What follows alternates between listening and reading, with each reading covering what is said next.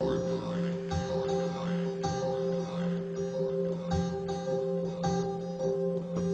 estudiante de Harvard llamado Mark Zuckerberg creó Facebook, un sitio web de redes sociales. En un principio, se creó en un contexto universitario y rápidamente se ha convertido en un fenómeno internacional, arrasando sobre otros espacios como MySpace, Hotmail o Flickr. Actualmente, Facebook tiene 140 millones de usuarios y 2 millones más se le unen cada semana. Los usuarios crean su propio perfil en el que incluyen todo tipo de información personal y en el que pueden publicar mensajes para que otros los lean. Facebook se convierte en una mirilla virtual. En 2007 fue portada de Newsweek y en enero del 2009 Facebook posee más de 140 millones de usuarios activos en todo el mundo. Facebook se describe a sí mismo como una utilidad social que le conecta con la gente de su alrededor. Pero, ¿conecta realmente Facebook a la gente? El peligro para mí de Facebook no es tanto que cambie la manera de relacionarse, sino el hecho de realmente obsesionarse con gente, con querer exponer tu vida, si la gente no sabe lo que estás haciendo no eres nadie. Aparentemente Facebook proporciona la facilidad de controlar quién accede a tu perfil. ¿Acaso han leído los miembros de Facebook la política de privacidad que aceptan? El periódico londinense The Guardian afirma: lo que muchos usuarios no saben es que de acuerdo a las condiciones del contrato que virtualmente asumen, le otorgan a Facebook la propiedad exclusiva y perpetua de toda la información e imágenes que publican. De hecho, los afiliados automáticamente autorizan a Facebook el uso perpetuo y transferible, junto con los derechos de distribución o despliegue público de todo lo que cuelgan en su página web. Más alarmante aún es el hecho de que cuando los usuarios cancelan la membresía, sus fotos e información personal permanecen, incluso cuando el usuario cancela su cuenta. On peut à 19 ans dire et penser des choses, et puis quelques années après on a changé. Heureusement que c'est comme ça dans la vie. On a changé, on a évolué, on a mûri, et on s'est même contredit. Et il faut pouvoir évoluer. Donc il faut ce qu'on appelle le droit à l'oubli. C'est la possibilité de dire un jour, je me retire du système. Voilà. Et je ne veux pas que des informations me concernant, qui datent ou qui ne datent pas, continuent à être offertes en papier. Teniendo en cuenta esta política, ¿qué sucede realmente con tus datos?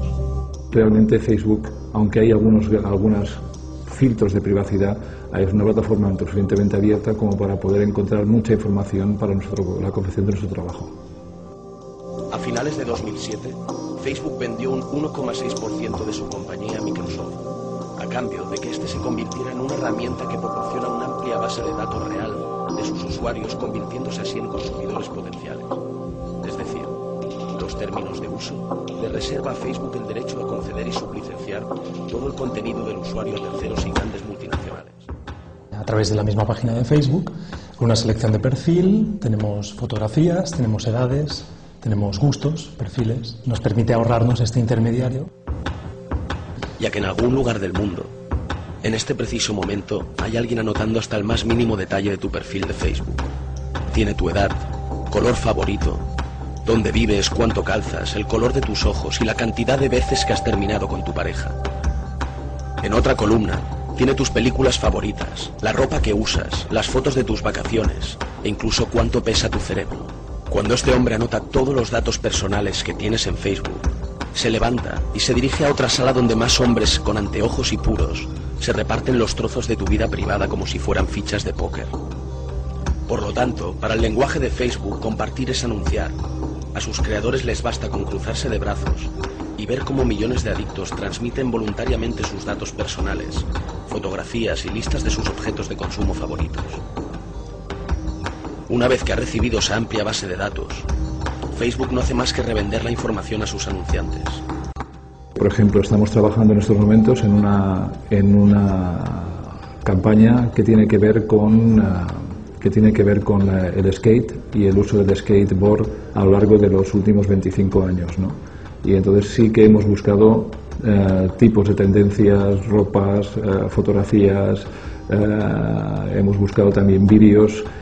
Aunque el proyecto fue inicialmente concebido por la estrella mediática Mark Zuckerberg, la verdadera cara de Facebook es el capitalista de riesgo de 40 años de Silicon Valley y filósofo futurista Peter Thiel.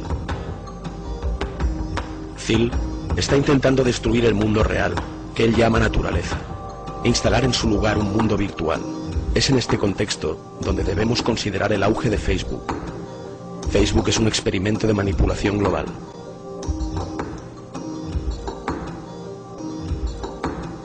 Ahora, parémonos a mirar al tercer inversor de los tres que conforman la plataforma de la compañía, James Breyer. Este individuo es el expresidente de la National Venture Capital Association. Pues bien, este año Facebook recibió un capital de $32 millones por parte de Greylock Venture Capital, que preside Gilman Louis, expresidente también de National Venture Capital y miembro de Incutel. ¿Qué es Incutel? Pues nada más y nada menos que el ala principal de investigación de la CIA, que se dedica a encontrar medios tecnológicos que puedan proveer información a la Agencia Central de Inteligencia de Estados Unidos. Por lo tanto, la CIA y los intereses de Estados Unidos promueven temas ideológicos a partir de Facebook, además de utilizarlo como base de pruebas y fuente de información sobre todos sus usuarios. No estamos tan lejos de la novela de George Orwell 1984, en la que un personaje de carácter omnipresente lo controla todo. Por eso podemos afirmar que estamos comenzando a vivir en la sociedad orwelliana, porque aunque Facebook pretende ser libertad, no se asemeja más a un régimen virtual totalitario, motivado ideológicamente con una población que pronto sobrepasará a la del Reino Unido. Esta es la realidad de Facebook y de sus inversores. Una estrella mediática, un filósofo futurista que quiere destruir el mundo real y un tercer inversor implicado directamente en la CIA. Ellos han creado su propio país. Ahora, dime tú, ¿qué vas a hacer?